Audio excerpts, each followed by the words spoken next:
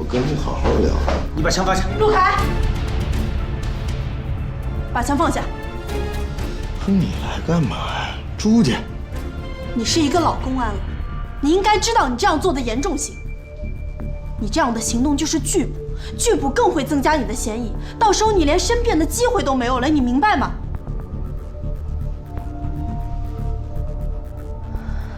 来，把枪给我。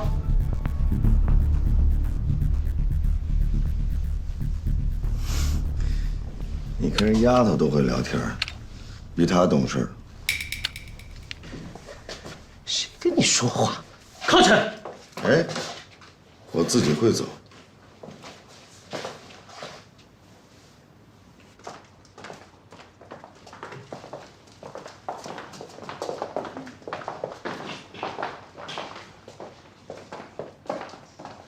这个家伙，他刚刚竟然抢我的枪啊！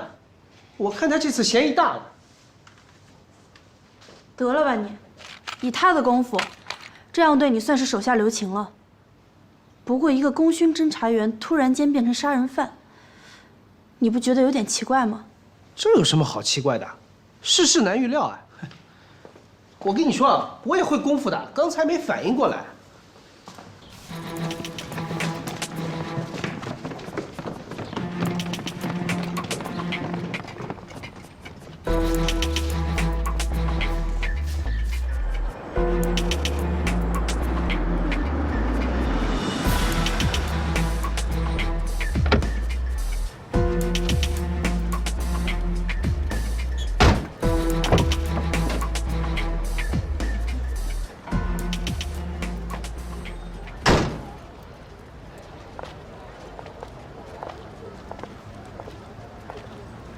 周局长，我崔锡正一生正派，从无邪念。除了刚刚死去的那个逆子以外，我绝不会做愧对春城人民的事情。知道。再说，我也没和任何人结过怨、寻过仇。可是为什么？为什么我那青春年少、如花似玉的外甥女儿，她居然惨死在她无比热爱的这个地方？这是为什么？公理何在啊？舅舅啊，你别激动啊。周局长，熟悉我们倩倩的人呢都知道，贵局的陆科长正在狂热地追求我们倩倩。男女之间的事儿呢，谁也说不清楚，什么样都有可能发生啊。所以我们大家都希望周局长能秉公断案，对贵局的所有人呢都不庇护。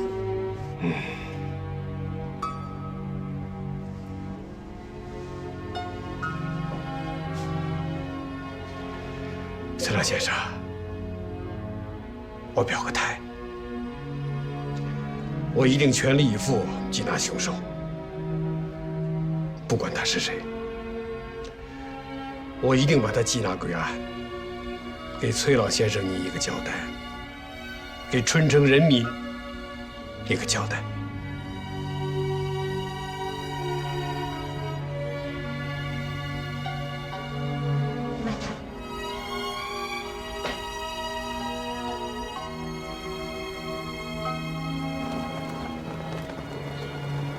姓名、性别。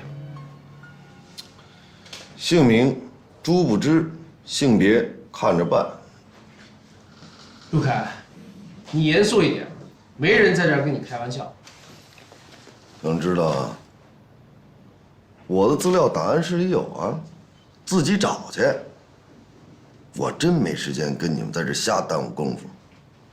我警告你啊，这儿不是你的办公室，这儿是审讯室，不是你能撒野的地方，所以你老实一点。过于简陋了。陆凯，你的姓名、年龄、职业和家庭住址我们都知道。我来问问，你有曾用名吗？没有。那铁蛋算不算？你讨厌。那我写上了。还有，在军统沈阳站搞特勤的时候，你也叫陆凯吗？机密那代号呢？也得保密，我们有纪律。对不起了，无可奉告。如果真想知道的话，你们可以跟上级申请一下。但是你们俩级别不够啊。这种事情我们会查清楚的，不用您费心。最好。来说说案子吧。这把枪，你不会不认识吧？多幸运，那是我的，是你们从我这拿走去检验的。对，弹道检验的结果表明，杀死张倩倩的那颗子弹就是从这把枪里射出去的。对于这件事情，你没有什么想说的吗？你是真傻还是假傻呀？尽管子弹是从我那把枪里射出去的，但是你怎么证明是我扣动的扳机杀死的张倩倩呢？人证呢？我们当然有人证。哪儿呢？谁呀？你还记不记得案发那天你比我们去的晚一点？当时我问你，案发的时候你在哪儿？哎，陆凯，1个小时以前你去哪儿了？局长办公室。你说你在周局的办公室，可是周局亲口说你并不在他办公室。很显然，你撒了谎。我撒谎？你把周局给我叫过来。你难道还想劫持局长？我劫持谁呀？我劫持？我不相信周局长像你们一样信口雌黄。陆凯，那你的意思是说周局长在做伪证？不是你能跟点好人学点好吗？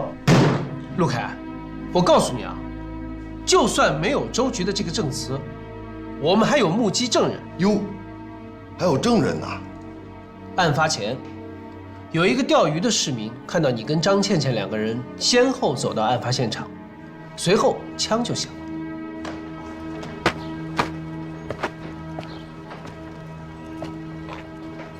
干嘛呢，胡大？哎呀，曹大哥，你吓死我了！你不知道，我们科长给抓起来了。哪个科长？陆科长？还有谁啊？怎么了？哎呦，别提了，昨天晚上那个张倩倩在公园让人开枪给打死了，他们非说是我们科长干的，这怎么可能嘛？你说大哥是不是？曹大哥，曹大哥，不是你听没听我说话啊？哎，曹大哥，你能量大，你想个招给我们科长救出来呗？你俩不是过了命的兄弟吗？我现在是泥菩萨过河，自身都难保，我哪有资格和能力去救他？哎，我真是看错你了。我们科长一直拿你当真兄弟，你现在竟然如此冷漠。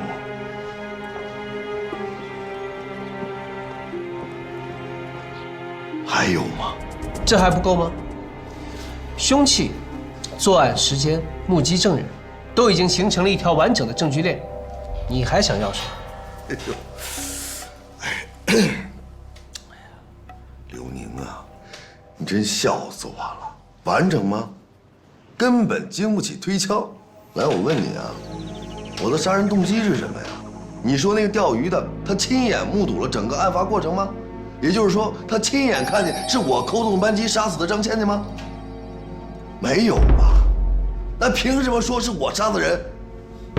陆凯，你的作案动机一点都不难猜测，很有可能就是张倩倩知道了你的什么秘密，而这个秘密恰恰是你不想示人，所以你杀人灭口。我甚至有理由怀疑，当年在军统的时候，你有没有可能经受不住敌方的威逼利诱？刘宁，会说点人话吗？我告诉你们，你们现在对我所有的怀疑，都是建立在胡编乱造、莫须有的鸡零狗碎的推理上。组织上绝对不允许你们对我造谣重伤、无端诽谤。我的表现，组织上是一清二楚，我一清二白。陆凯，哎，有理不在声高啊，你不用着急。你要是不心虚的话，你坐下来慢慢说。我懒得搭理你，东西。说老实话，我也不想再把你拖回军统的那个圈子。可是如果咱们这个案子一旦落实，证明张倩倩是你杀的，那你说什么都没用了。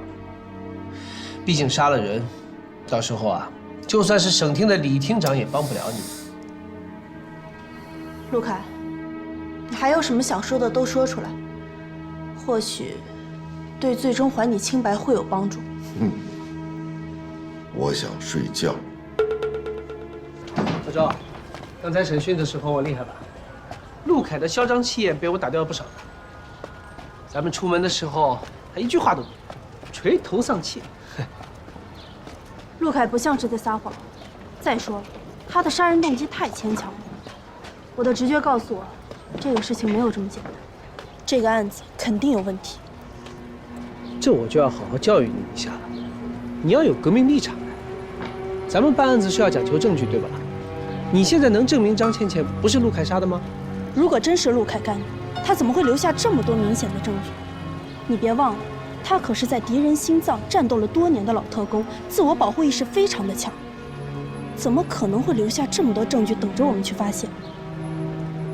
这太不符合逻辑了。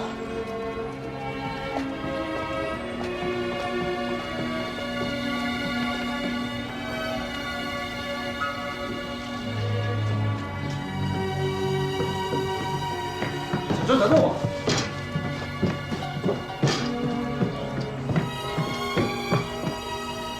报告。对了吧？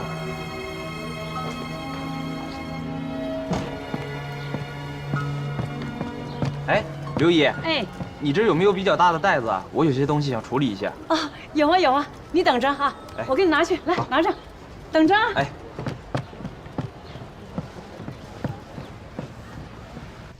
小周，你还有什么要补充的？我没有了。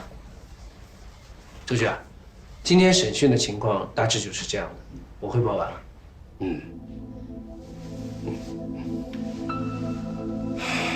同志们，当前的对敌斗争错综复杂，每一条密码的背后都隐藏着密码，每一个迷局的背后呢，又隐藏着迷局。不是有这么句话吗？罗马城不是一天建成的，对不对，刘宁？哎，对眼下这个案子，你们要有耐心，啊，记住，搜集人证物证要确凿。要把这个案子办成一个经得起历史考验的铁案。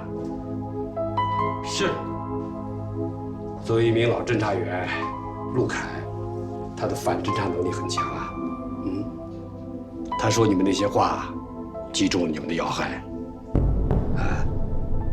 作为现场唯一的一名目击证人，你们对他的了解很不彻底呀。所以啊，要尽快的找到这个目击证人，把他的背景查清楚，补上这个漏洞。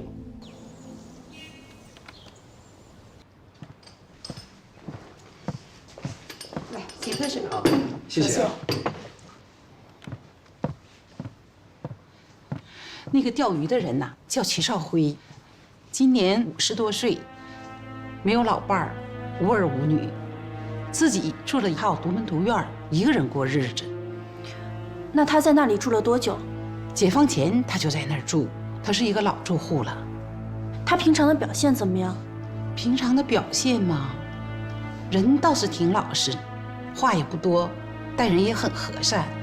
据他们的邻居讲，他自从搬到这儿就没有搬走过的意思。那他现在在不在家的？我们想去找找他。哎呀，刘科长，实在太不巧了，前几天刮大风，一片瓦片正砸在他的头上，把他头砸破了，这不还在医院躺着呢。刘科长，当时啊，我正在离案发地不远的地方钓鱼，没看见那个女的啥时过去的，只是看见一个男的，和你穿着一样的衣服，个子比你高，大概1.85米左右。从我身后边走过去了。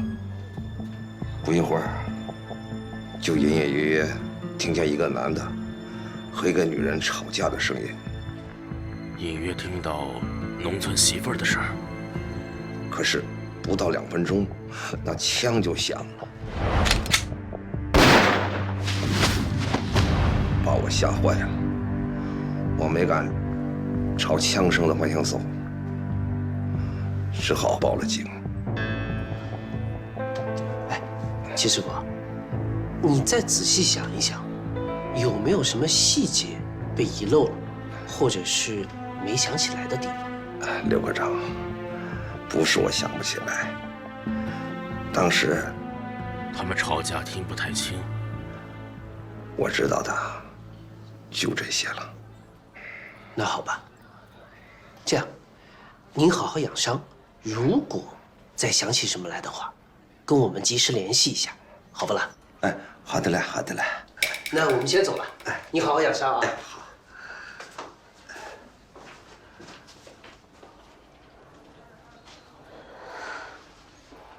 齐师傅，您是哪儿人啊？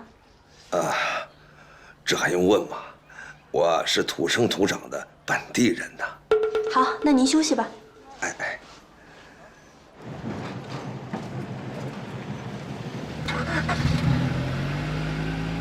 小周，你刚才听到他说的了吧？我们的调查一点问题都没有。看来这次陆凯这小子真的是凶手。刘科长，赶紧回医院。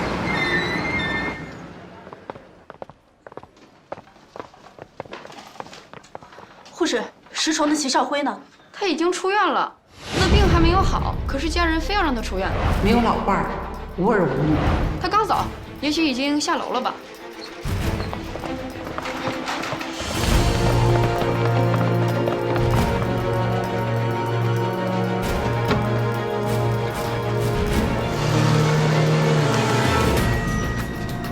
开车。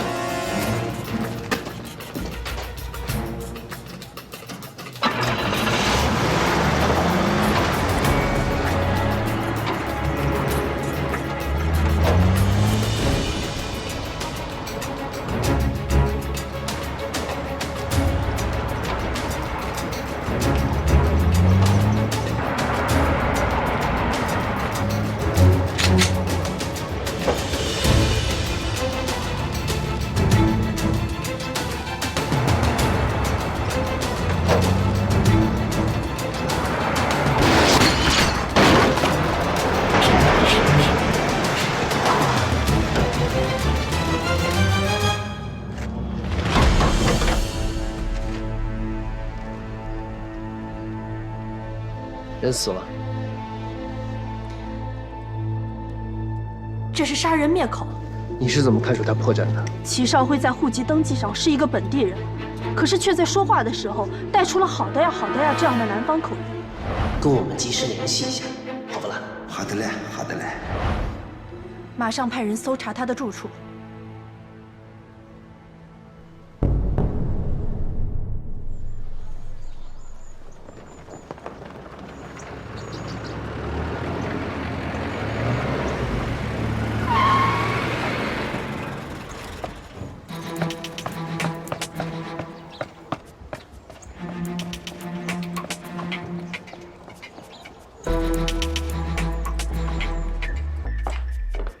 报，进来。是。局长，情况怎么样？我们到齐少辉家里，发现有被翻动过的痕迹。从现场来看，迪特是比我们早到了一步。他和周围邻居平时也没什么接触，看来是敌人主动把线索给掐断了。哎，刘科长，俺就进去给他送饭，有什么不行的？你看看你。我都跟你讲过好几遍了啊！他的问题没有讲清楚之前，任何人，包括你这种家属，都是不能见的。这是纪律，这还不清楚吗？那俺怎么听说那个死刑犯临死之前还能吃顿饱饭呢？俺问你，俺家铁蛋判死刑了吗？死刑当然没有判了。那不就完了？他都没判死刑，凭什么不能吃顿俺给他送的饭？你怎么这么不讲道理呢你？不是我不讲道理，是，哎，你这不就是胡搅蛮缠吗？你再这样，我要把你扣起来的！我告诉你啊，沫儿，你要把俺也扣起来？哎，你们都听见了吗？就他叫刘宁，他不光抓了俺家铁蛋儿，现在还要把俺也扣起来，俺犯什么错了呀？你们公安局还有天理没有啦？凭什么呀？你走，跟我去见周局长，俺得让这个院子里最大的首长给俺评评理。行出来，行什么不能去？不，你别激动，这样你听我说啊，你看这么多人都看着呢。不管谁对谁错，你这样做影响可就不好了。男女授受不亲的。再说了，这事要闹大了，让周局长知道了，那可就麻烦了。那还得找周局长评理呢。你想，到时候影响到的可不仅仅是你个人，还会影响到陆凯的案子。你想想，这划算吗？就这还能影响到铁蛋呢？那当然了，影响的不只是一点点。哎呦，你先放开。咱俩啊，到那边去说，就我跟你。我告诉你，我便宜你小子了！今天，农村妇女，说谁呢？讨厌！你先冷静一下。红姑，关于这个案子呢，我可以给你透露一点点的内部消息。真的？不过你可千万不能告诉别人。你放心，俺绝对不说。俺人这些话全都烂在肚子里，俺谁也不告诉。我信你，红姑。这个案子眼下还在审理过程中，有些情况呢还需要进一步的核实，特别是有些关键的问题，还需要我们通过技术手段去逐个查清楚。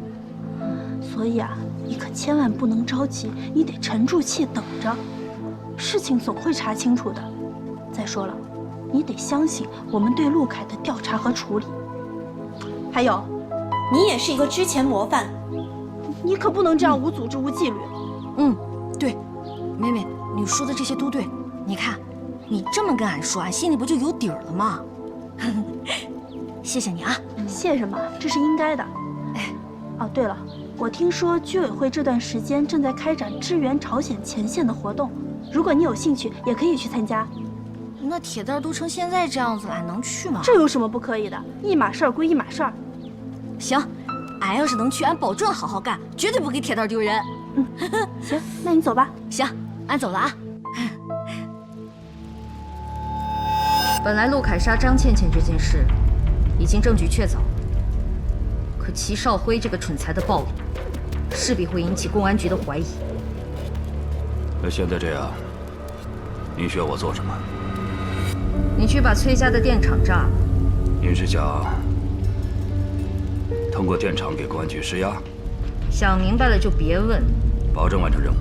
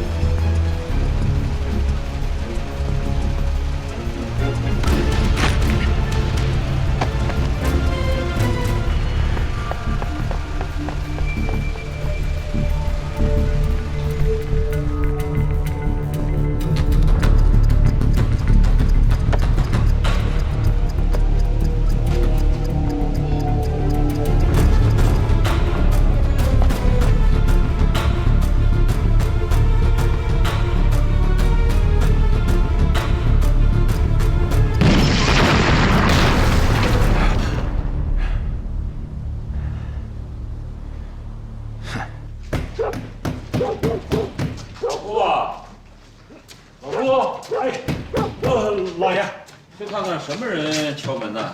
哎，好嘞。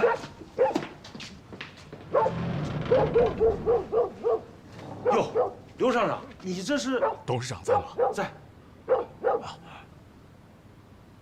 老爷，刘厂长来了。那快，哎，刘厂长，老刘啊，董事长，半个小时之前，咱们1号机组的给水泵房发生了爆炸。什么？很显然，这次爆炸呀，并不是咱们设备自身的原因造成的，而是有人故意所为。那损失大不大呀？给水泵是彻底报废了，锅炉受损的比较严重，多半个厂房被烧毁了。好在啊，消防队来的比较及时，把大火扑灭了，咱们的水轮机保住了。那现在的情况呢？市公安局周局长已经带人赶到了现场。我来的时候啊，他们正在现场进行勘查呢。让他你去接一条电话。哎，全市大面积的停电，什么工厂、医院、机关、学校，全都得照在黑暗当中。责任重大，责任重大。陈主任听说这件事情很是关心，他现在已经动身，正在去往你们府上的路上。哎，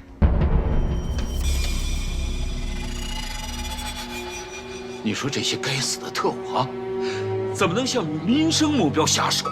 怪不得国民党不得人心。爹，电话是市军管会打来的，说陈主任正往这赶呢。都怪我，都怪我呀！老刘，你知道吗？半个月以前，陈主任曾经力劝我，让我允许他们公安局在咱们电厂设立常驻机构，可是被我拒绝了，悔不当初。哎，老刘啊，有没有什么应急的补救措施？董事长，在来的路上我想过了，虽然咱们目前呢受损比较严重，但还是有办法进行补救的。那好，那我换一下衣服，咱们马上去电厂。边走边说啊。好。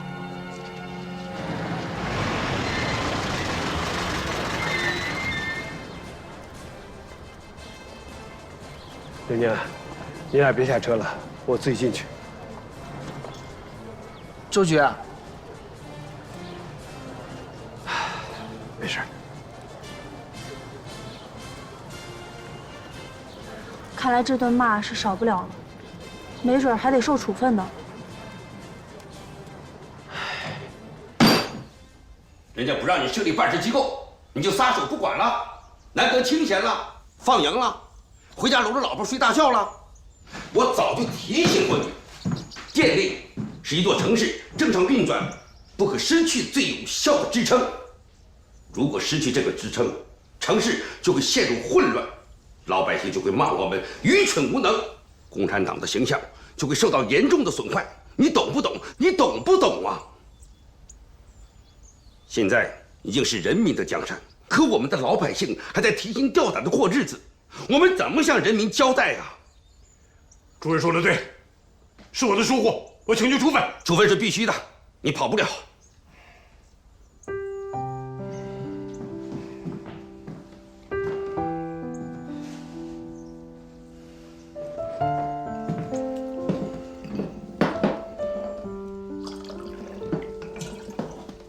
老周啊，敌人炸电厂的目的是什么？是为了扰乱民心，转移我们的侦察视线，掩盖他们的真正目的。我们要稳住阵脚，千万别让敌特牵着鼻子走，按上级指示的精神，以守为攻，重点布控。掌握惊蛰行动的目的，才是专案组的重中之重。所以说，你我身上的担子不轻快，容不得闪失，我的老周。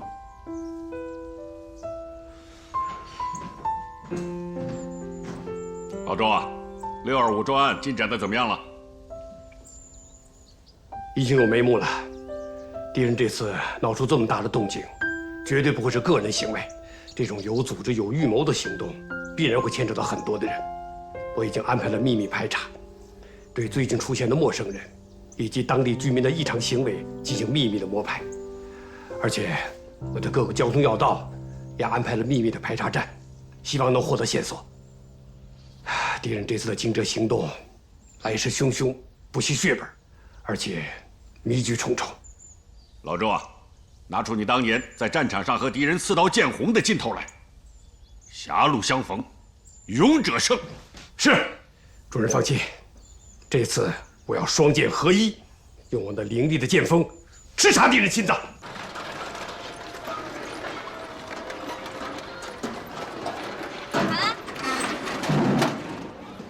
不用找了。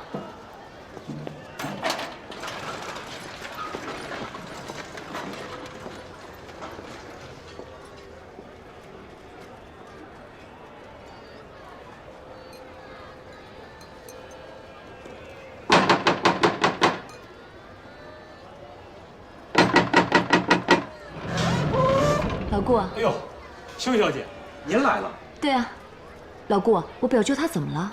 这50大寿怎么还闭门谢客啊？老爷在书房等你呢，请吧。哦。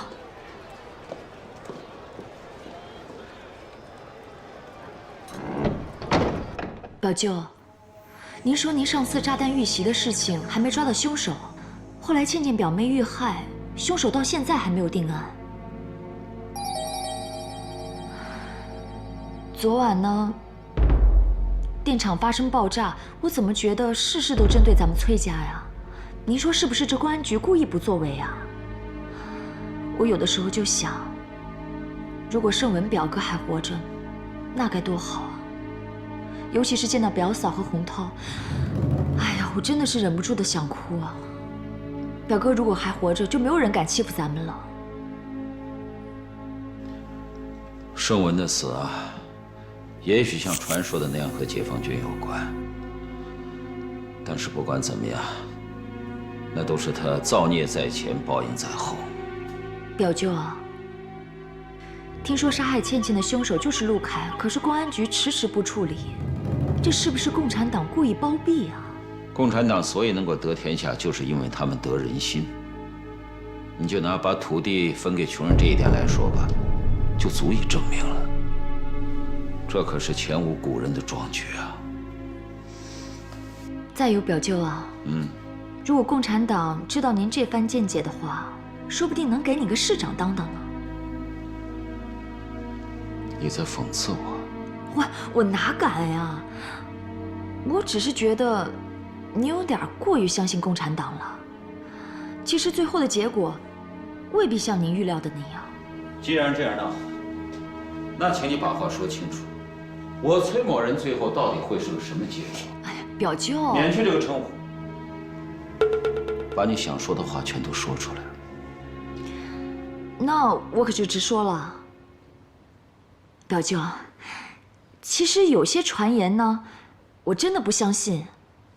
可是人家说的有鼻子有眼的，真的是难辨真假。他们说我盛文表哥呀，并没有死，还说啊，他正藏在一个大山沟里蓄势待发，等待着国民党光复大陆呢。一派胡言！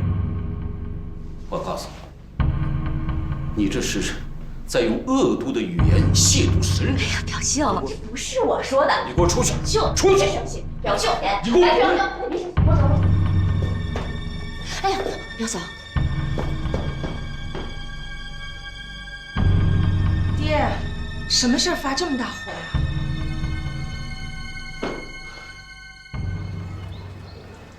陆凯，我告诉你，你给我收起你的骄横狂傲、目中无人。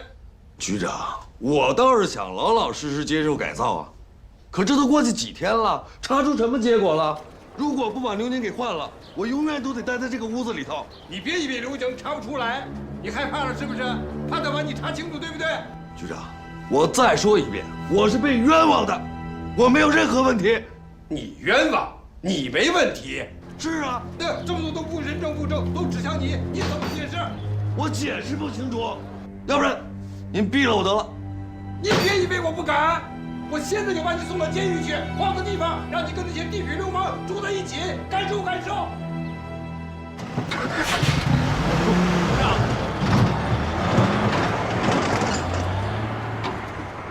这怎么回事？哎呦，别提了，我们科长把局长给骂了。局长一气之下就说把我们科长关到看守所去，还说让他尝一尝和地痞流氓、杀人犯关在一起的滋味。可是这问题是，我们审的那个案子怎么办？停下来不审了？我估计啊，你们得到看守所去审了。哎呀，我们头这暴脾气啊，还不知道在看守所能惹出什么大麻烦呢。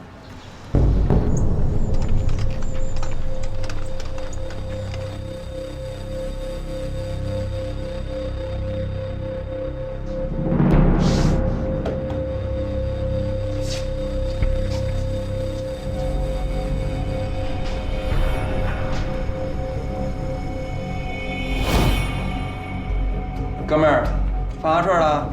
来错地方了吧你啊？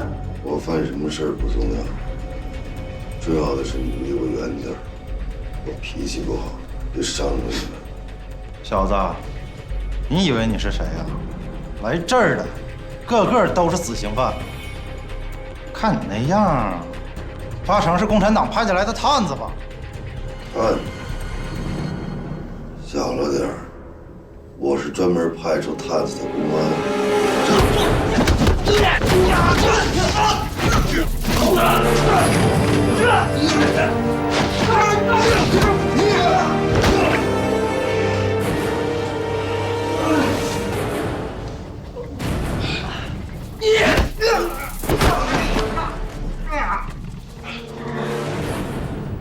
人生在世，福祸相依。老子给共产党卖了10几年的命，就因为一点小事儿，让我成了阶下囚。我这气儿正不顺呢，谁还想给我解解闷儿，尽管来。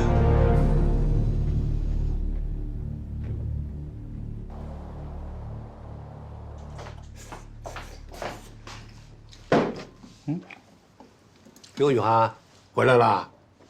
哎，你吃饭了吗？看什么这是啊？凶神一样的看着我，怎么回事？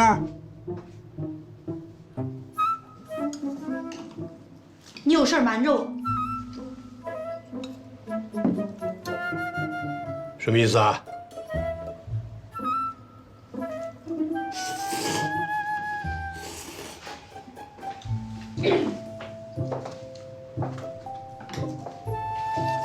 陆凯，怎么着，心虚了吧？我问你，为什么陆凯的案子还有那么多的疑点没有排除，你们就把他送到看守所里去？是不是因为崔家施加压力呀？局长，坦白从宽，抗拒从严啊！孩子真是没大没小的，这是按程序办案啊，你不要管。来，雨涵，这个鸡蛋你吃了，来。吃鸡蛋啊？干什么？哎，我还没吃饱呢。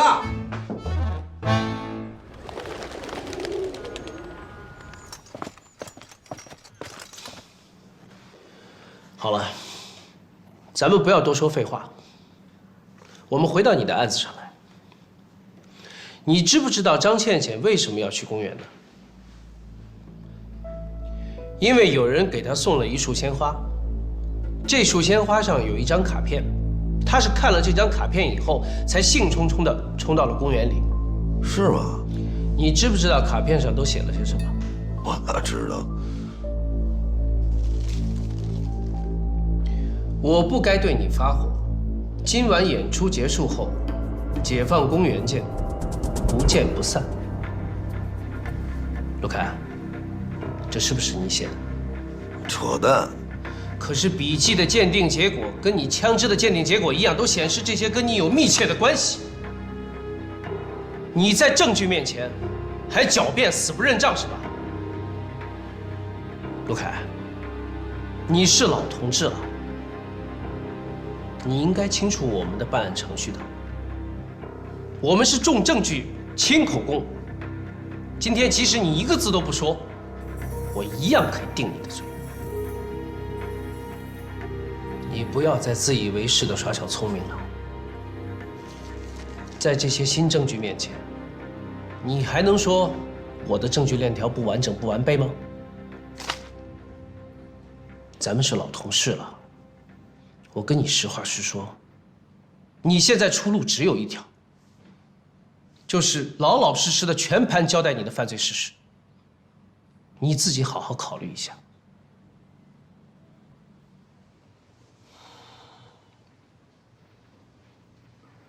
行，既然都这样了，我也不需要狡辩了，我实话实说。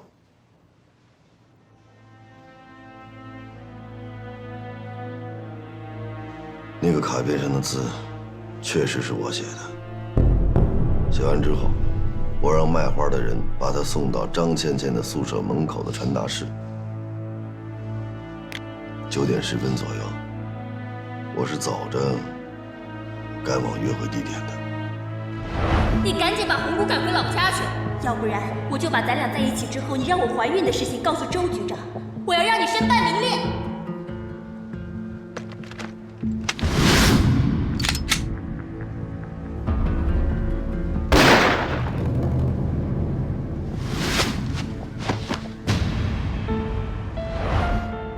果不其然，在你刘科长的带领下，所有的疑点都被你先后找到的证据一一击破，最后形成了完整的证据链。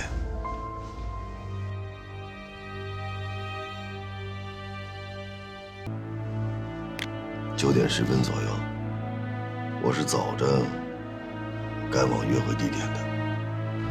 你赶紧把红姑赶回老家去，要不然我就把咱俩在一起之后你让我怀孕的事情告诉周局长，我要让你身败名裂。果不其然，在你刘科长的带领下，所有的疑点都被你先后找到的证据一一击破，最后形成了完整的证据链。因此，我不得不承认，我输了，输得心服口服。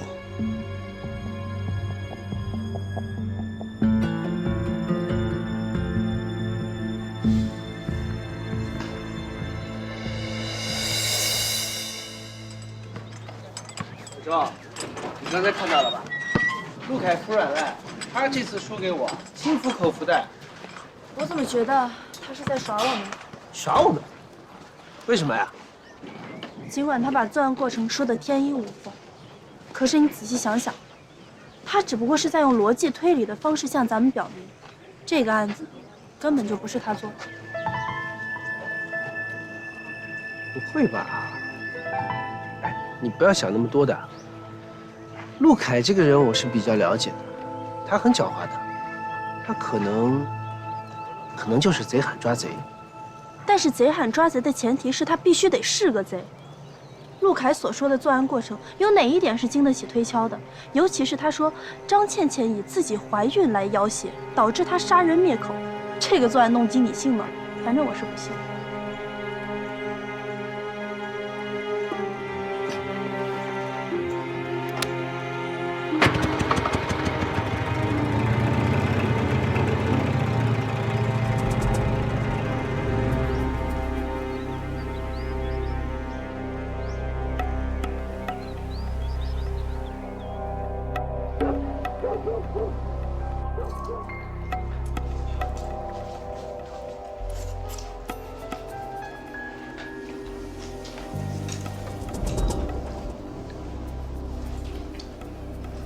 吃的挺香啊，田宏正。你谁呀？我是谁不重要，重要的是你是谁。你找我干什么？我找你，想让你给我行个方便。我想到看守所探望一个朋友，怎么样？尽管我不清楚你是何方神圣，但是有一句话我还是要奉劝你：趁早打消这个念头，并且跟谁也不要再提起。否则的话呢？否则的话，我马上把你抓到公安局去。这我相信。但是你想没想过，我到公安局之后会跟他们说什么？我会告诉他们，你田宏正在留用之前曾经干过一件大事。之所以你把这件事情隐瞒不报，不向组织交代坦白，是因为里面牵扯到一条人命。当然，尽管你杀的这个人是一个血债累累的恶霸，他霸占了你亲妹妹，气死了你爹娘，但是到现在死无对证啊。上面要是追究起来，估计你不太好受吧？至少在你的履历上会增加一个污点，你这警服估计也得脱下来。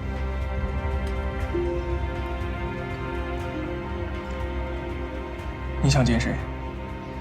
是公安局侦查科科长陆凯。好，明天晚上我值班，到时候你可以在值班室见他，但是时间我只能给你半个小时。谢谢，明天见。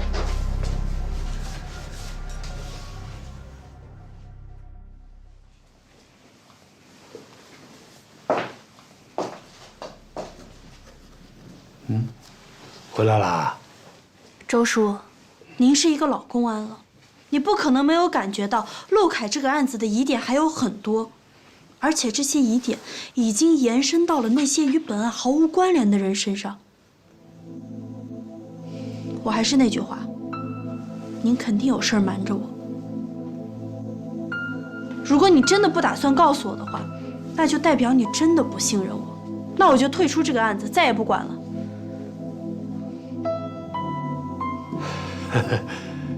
雨涵，你还没吃饭吧？周叔，您就别打岔了，回避是解决不了问题的。那好啊，那如果你觉得自己是对的，那你就想办法证明啊。我会的。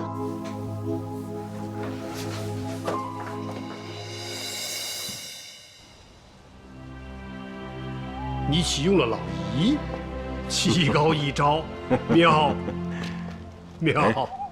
老周啊，我怎么听说你把咱们老战友的女儿周雨涵弄到春城来了？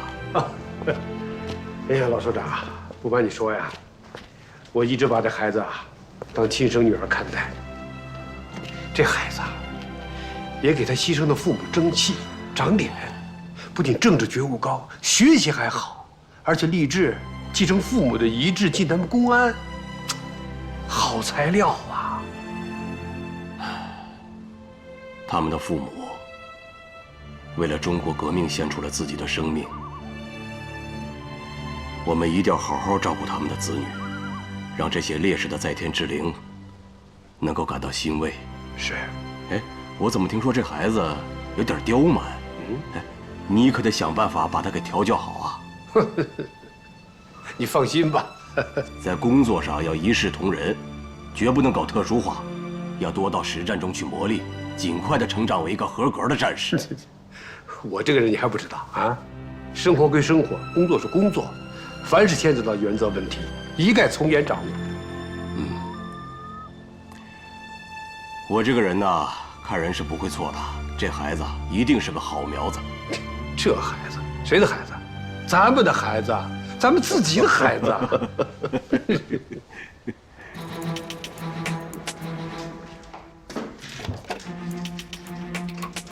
走啊！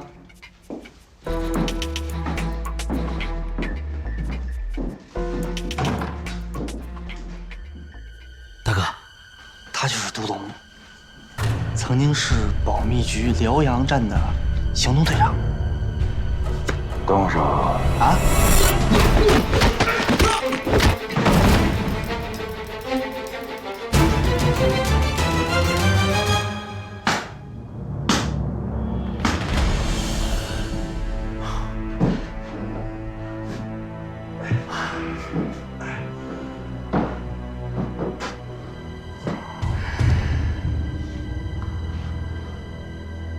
不愧是保密局的著名杀手，干净利落，招招狠毒。把自己真实面孔藏在面具后面的人，无非有2个原因：一是奇丑无比，不敢见人；二是因有秘密而不能见人。没想到兄弟除了拳脚功夫厉害，口舌也好生了得。如今已经改朝换代了，你我不是在一个锅里捞屎吃的人，稍有不慎，便会命丧黄泉的。这倒也是，不过我听得出来，你显然是在怀疑我来此的诚意。你的过去对于我来说是一片空白，我不怀疑你，我能去怀疑谁呢？那我请问，我怎么做你才能相信？按照你们保密局的规矩来吧，怎么着也得有个投名状吧？那我再请问，这投名状是杀人还是放火？大哥，我带他来投奔您，完全是出于我对您的忠心。咱们兄弟会现在正需要他这种文武双全的将才，我可以向您保证，您让他干什么，那他绝对是全力以赴，绝不含糊。是吗？那就简单了。独龙，你要不怕委屈，就留下来。那就谢谢前辈了。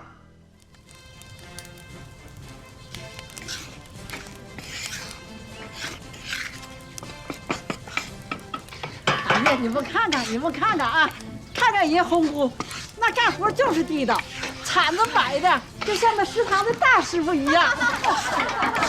知道这叫什么吗？这叫有模有样，干啥像啥。俺以前在山东之前的时候啊，俺模没干过呀。俺带着俺当地的妇救会，做军鞋、送军粮、抬担架，俺什么都干过。来，来。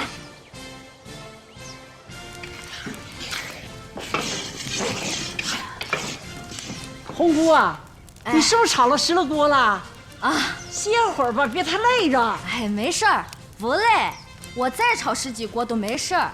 不甜。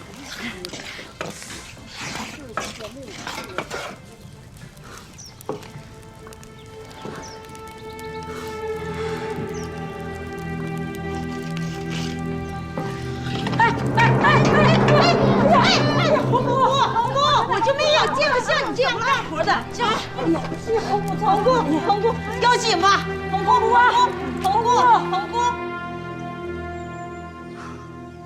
说吧，有什么重要的事？我已经打入忠义兄弟会了。那接下来你就加快行动，他们的背景你查清楚了吗？到目前为止还没有查清楚，只知道成立不到1年的时间，不过还没有干过一次针对中共的活动。难道反共只是个幌子？他们每天都在做什么？你调查了吗？他们整天躲在暗处，鬼鬼祟祟。你要尽快获取他们近期行动的计划，目的是监控他们，不能干扰我们的惊蛰行动。明白。看守所那边的事，准备的怎么样了？已经准备好了，里面的内应可以信得过，接应的人也都排查过，没有任何问题，随时都可以行动。你要知道，这次的行动，我们付出的代价很大，会牺牲一部分的潜伏人员，所以这件事情必须成功，不能出一点纰漏，明白吗？明白。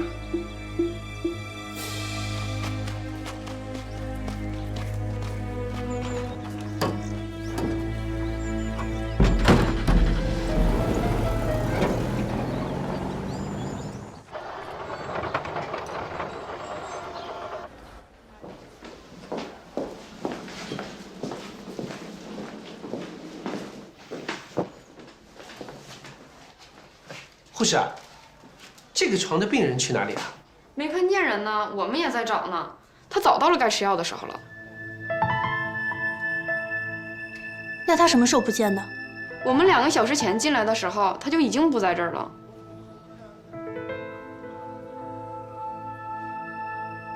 找，是。哎呦，周局长！哎呦，您看看，您怎么来了嘞？来看你呀！哎呦，你看看你们怎么都来了呢？这多不好意思！哎呦，你去哪里了？哎，吓我们一跳哎，以为你失踪了。哎呀，真不好意思，俺在这躺了半天吧，这浑身躺得难受，俺就心想吧，出去买点点心。这个铁蛋儿也吃这个点心啊。哦。俺想着他在那个牢里头吧，一个人肯定也吃不上什么好的，俺就想着再去买点粉条子，给他炖那么一大锅猪肉粉条，他一定爱吃，给他送过去。结果这转悠了半天吧，这粉条子俺没买着，俺把自己给转晕了，这不才回来吗？你就放心吧，他呀饿不着自己。谢谢你啊。红姑啊，哎，你身体还没好利索呢，应该在床上躺着。那怎么行呢？你这么大个领导，你站着俺躺着，俺这不给铁蛋丢人吗？不行不行不行！什么丢人不丢人的呀？你是个病人，不能这么早下地走动。那俺听领导的，俺坐着行吧？坐着。哎，局长，你也坐。哎，我这有苹果，我给你拿。我不吃。哎，对，妹，你给舅舅。哎呀，不要！哎呀，吃一个啊！哎呦，哎呀，我不要。吃了呢。哎呀，吃一个，舅舅。不要。冷甜，吃一个。走，没外人走。红姑啊，我听说你的居委会表现得很不错呀。哎，没有。为了支援抗美援朝，发扬老区人民的精神，积极地参与居委会的各项工作，而且还因为疲劳过度，把自己都给晕倒了，很了不起呀！啊，那几个居委会的大姐跟我说起这事儿的时候啊，个个都感动得眼泪汪汪的。你把他们感动了，你知道吗？朱局长，你别夸俺了，这是俺应该做的，俺做的还不够。哎，什么叫够？什么叫不够啊？啊，叫我看来呀，做人做事，只要是问心无愧，就是好样的。朱局长，俺有一个要求，不知道该不该说。嗨，有什么该不该的？你说，我听着呢。俺想去看看铁蛋儿。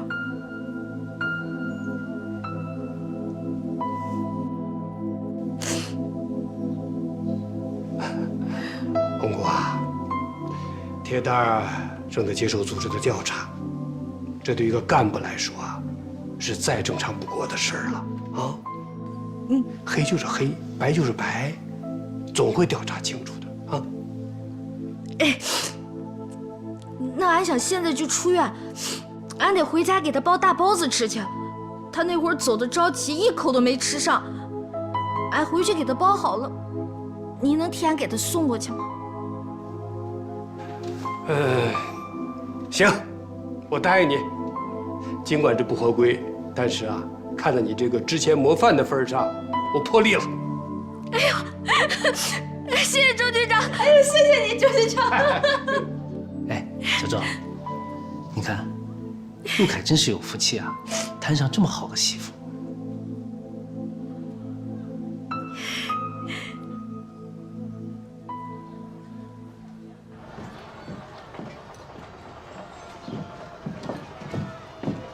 来，刘女，派去陆凯老家了解情况的人走了吗？今天一早就走了。走之前，我特地把注意事项又叮嘱了一遍，让他到那边以后争取每天都打一个电话，及时向我们汇报。好的，要抓紧，时间很紧了。是。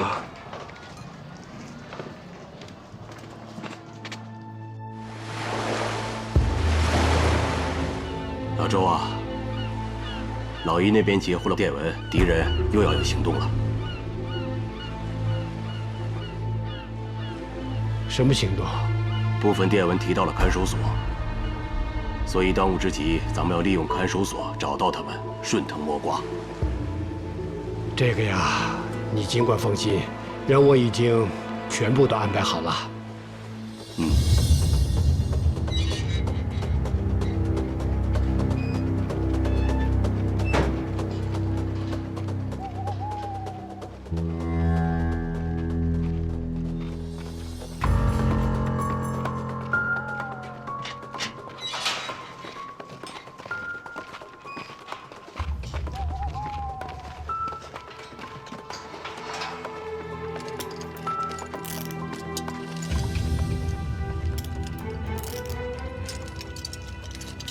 进去吧，有人要见你。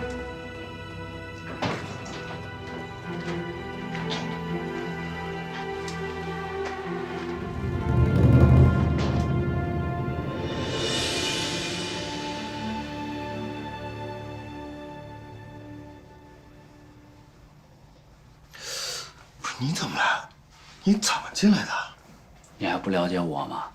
这点雕虫小技算什么呀？咱们是兄弟呀！我炖了鸡汤来慰问你这个杀人犯。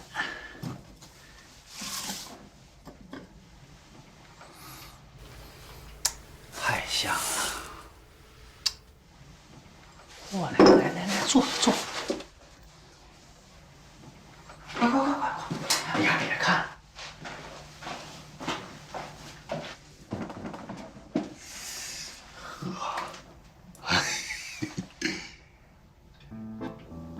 不是这能喝吗？鸡是我偷来的，蘑菇是别人送的。别管怎么样，这个味道还是不错的。你有做那种违法乱纪的事儿？哎呀，曹壮，要不然你是我大哥呢？我终于明白了啊！不枉那些年我提着脑袋跟你一起患难。什么是患难见真情啊？这就是。啊。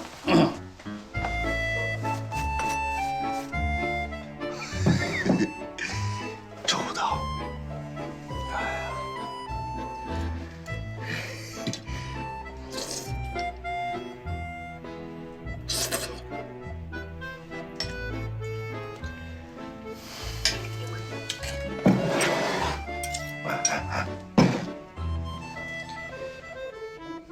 什么意思啊？合着逗我玩呢？就让我过个眼瘾，别闹，快！我原以为你这胃口不好，吃不下，我怎么拿来的怎么拿回去，没想到你……我这胃口好着呢，啊，快！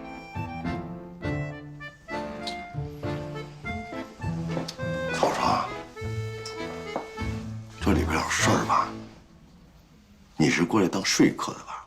没错，我连尼采的词儿都想好了。那既然你都准备好了，我不让你说，是不是不合适啊？开始吧。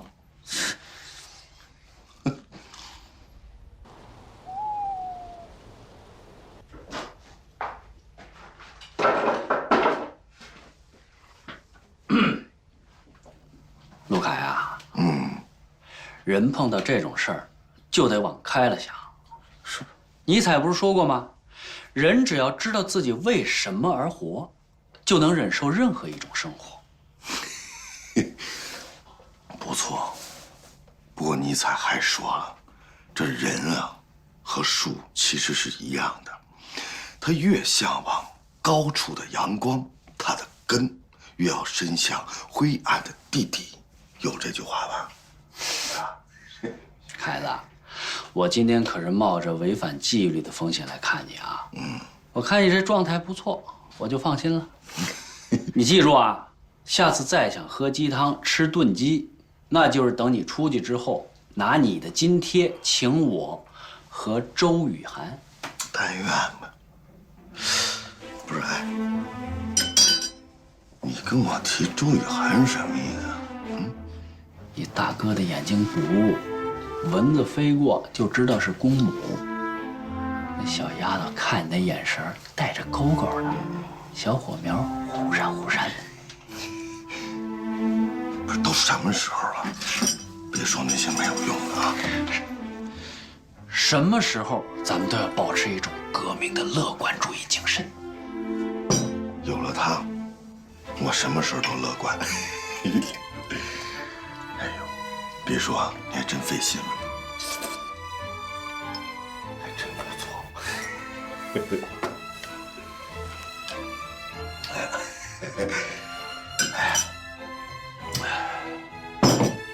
大哥，还是你想的周到啊，这心太细了。你说现在吃也吃了，喝也喝了，咱是不是聊点正事儿？什么正事儿？你说红姑啊？红姑是我碰巧从派出所里领回来的。那天我买菜回来，路过派出所。曹管理，买菜啊！哎，刘所长，忙着呢。曹管理，市区的伙食不错呀。哎，可别这么说，就这样，局里那帮小伙子还天天嚷嚷着说伙食不好呢。这我理解，众口难调吧。走，既然碰上了，屋里喝口茶。别愣着，走吧。走。同志，你不要过于着急，我们一会尽快调查事情，好吧？什么事情这么热闹啊？所长，这位山东来的妇女啊，她的行李被人偷了，我们正在处理呢。山东来的？哦，首长好，俺叫红姑，俺是来找俺男人铁蛋的，他在公安局上班。铁蛋儿？曹管理，市局有叫铁蛋儿的吗？哦，他大名叫陆凯。什么？陆凯？哦。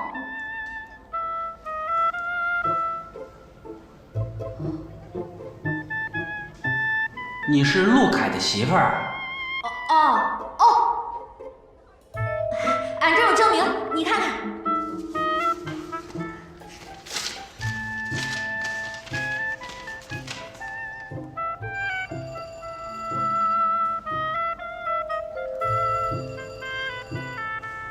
好你个陆凯呀，竟敢金屋藏娇！哼，你等着。同志，你认识铁蛋儿啊？我看他证件齐全，就领到医院去找你了。怎么？你是觉得红姑来得太巧了是吧？装，继续装。大哥，我说的是这事儿吗？就这事儿的话，你能往这儿跑，还给我送鸡汤，还跟我聊什么尼采？你不说是吧？那我走。知我者二弟也。说吧。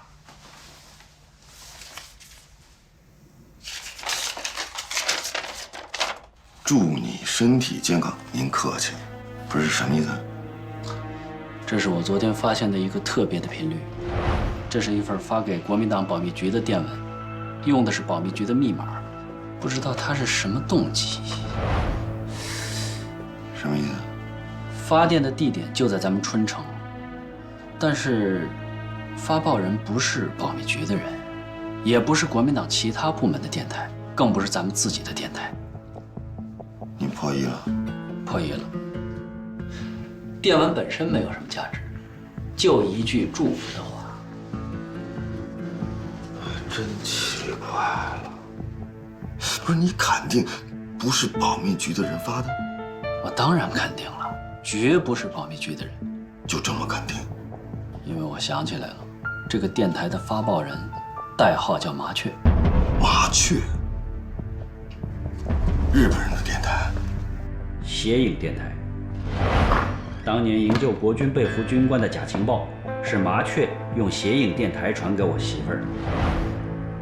那次行动导致了大嫂和盛文的26个兄弟牺牲，不应该啊！抗战时期，我们就对他进行过追踪，可是一直没有破获。这抗战都胜利了，他们早就消失了。是啊，我们一直以为他不是死了，就是回日本了。没想到现在又突然冒出来了，潜伏在中国，而且就在春城。大哥，这事儿大了，你确定没搞错？你大哥别的本事没有，收发电报的技术那还是过硬的。啊，是，你确实有这本事。你瞧我这记性啊，你能分辨出各种不同的发电手法，而且只要是在频率当中你接触过的发报员，你都过耳不忘。麻雀，为什么单单在国民党保密局启动惊蛰行动的关键时刻，他又冒出来了？他意欲何为呀？看来上级对当前的地特态势分析是准确的，真是山雨欲来风满楼啊！黑云压城城欲摧啊！大哥，这么重要的情报，你为什么不交给上级？我一个留用人员，人情言微的，还是你找一个合适的时候，向周局长吹吹风吧。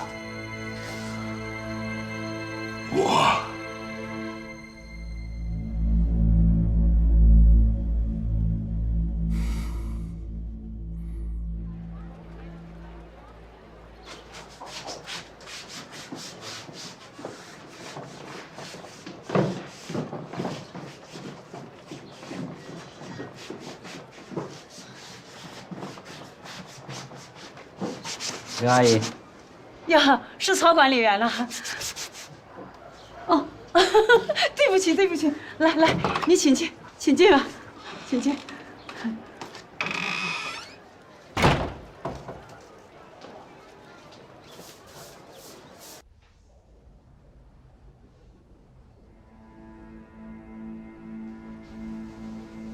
局长，您这是？曹川，这个账本你应该认识吧？你可以拿起来看看。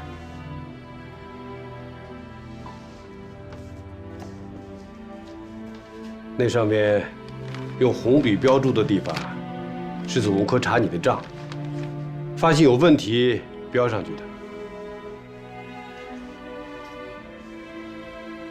你不想说点什么？局长，这什么这？你太叫我失望了！你居然把手伸到了不该伸的地方，干起了贪污公款的勾当。局长，我冤枉啊！局长，这上面做标记的地方根本就没有问题，我可以跟您解释清楚，我是清白的呀。你是清白的，食堂的伙食屡屡遭到干警们的指责和非议，而你呢，听之任之，依然故我，伙食到今天也没有得到改善，你怎么证明你是清白的？饭菜的质量确实是差了点儿，但我现在不是千方百计的想方设法在改善吗？我昨天就去了一趟黑龙山，我想去了解一下木耳、香菇这些的行情，要是价格合适的话，我想采购一批，给大家改善一下伙食。对了，陆科长和周雨涵他们可以给我作证。行了，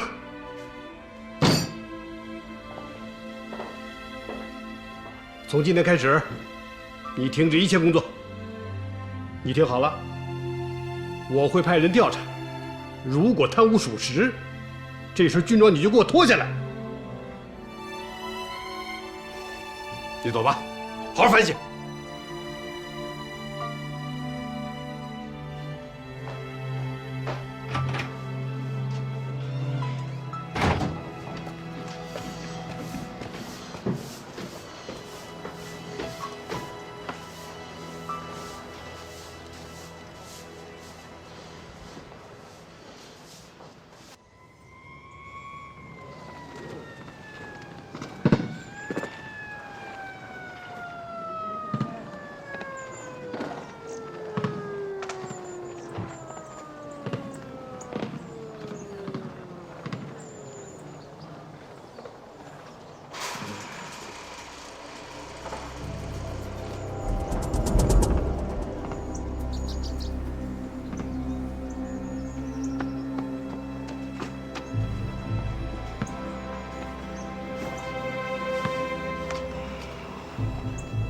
哎，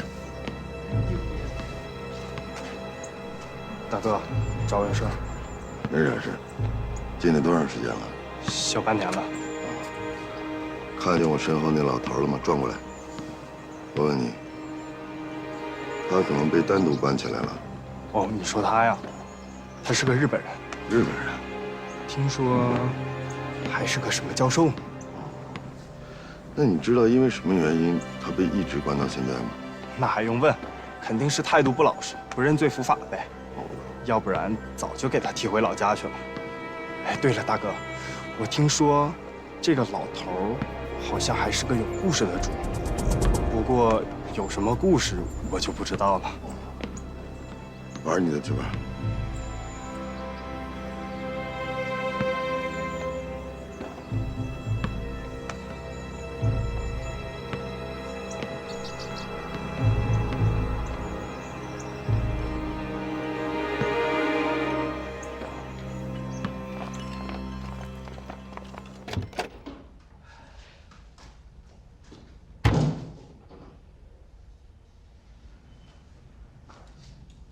一个人来的，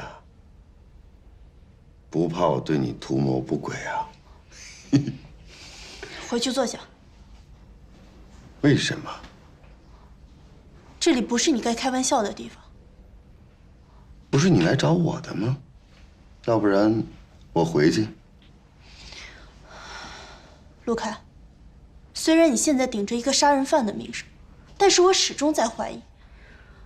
我怀疑，你和周局在写一篇锦绣文章。您抬举我了，我哪有那本事？不过你一提到文章，我倒想起件事来。回头你帮我找一本林徽因的小说，闲来无事，我也解解闷儿。陆凯，我真的没有想到，你竟然是这样的一种人。哪种人？真真假假，虚虚实实，当面是人，背后是鬼。在你陆凯的嘴里，还有没有一句真话？我到底该不该相信你？说什么呢？挺奇怪的。起码我是个好人吧？你要知道，每一个人都是带着使命来到人间的。无论他有多么的平凡渺小，无论他有多么的微不足道，总有一个地方，哪怕是角落，安放他的灵魂。总有一个人需要他的存在。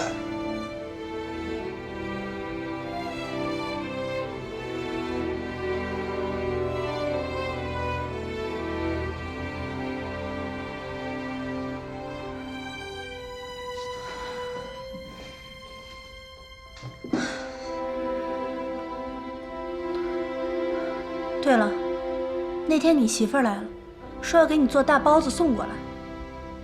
什么我媳妇儿啊？你们认的，我不认。不过我倒没想到，她真把这事儿给当真了。能找到这么好的女人是你的福气。你不是喜欢吃猪肉炖粉条吗？她昨天为了到街上给你找粉条，愣是跑了2个小时。谁说我喜欢吃猪肉炖粉条啊？我对猪过敏，脏。给他炖那么一大锅猪肉粉条，他一定爱吃。我说你是怎么回事啊？成天不是怀疑这个就是怀疑那个的，可是哪个是真正值得你怀疑的？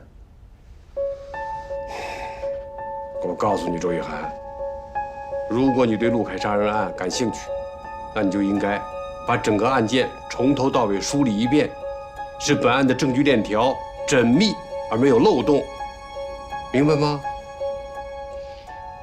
不太明白。您不是跟我说过，多疑是侦查员的本分吗？服从命令也是侦查员的本分。出去。是。出去就出去，有什么了不起的？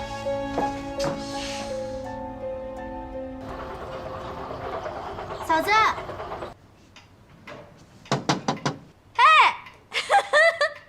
妹妹，嫂子，哎呦，你怎么来了？来看看你啊，不欢迎我啊？哎呦，欢迎欢迎，快进快进快进，坐啊！哎，哎，你来的正是时候，正好到饭点了，俺就给你做点饭吃，陪俺吃个晚上饭。哎，嫂子，你别忙活了，我来啊是找你聊聊天，问点事儿，顺便来蹭个饭。行行行，那聊聊天。怎么的了？是这样的啊，你还记不记得张倩倩死的那天晚上啊，你家铁蛋在干什么？哎呦，那时间挺长了，俺得想想行吗？哎，不着急不着急，你慢慢想。哎呀，张倩倩死。行，你问吧，俺能说出个1、2、3来。那天晚上她是在家里吃的饭吗？哦，在家吃的，俺给她炖了一锅那个猪肉粉条，她最爱吃那一口了。谁说我喜欢吃猪肉炖粉条？我对猪过敏。那吃过晚饭之后，他又干了些什么？就跟平常一样，就坐在你那儿，他还看报纸，看了会儿报纸，他出去了。那会儿好像是9点多，然后10点一过又回来了。哦，哎，嫂子，你记性可真好，这几点钟出去，几点钟回来，你都能记得住。嗨，俺以前在农村嘛，都是根据那个太阳升了就是中午，太阳落了就是晚上了。俺在城里才发现，你们这儿的人对那个时间观念都很守纪律的，所以看表的习惯，俺就是跟铁蛋儿学的。他干活都是1、11、22，俺觉得挺好。那他说没说他那1个小时的时间里都去干嘛了？哎呀，你还说这个呢，就别提了。他那2天脾气就冷古怪，也不知道怎么了。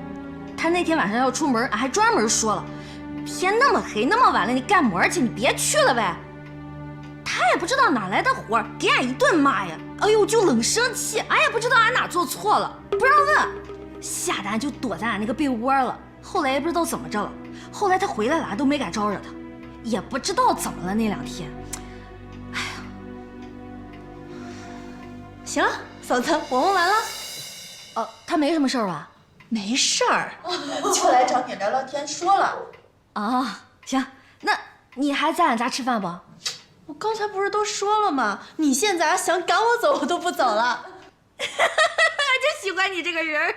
好，嫂子给你做拿手菜，你放心吧，2袋烟的时间，俺保准给你做一桌子拿手菜，行不行？行，我等着，等着。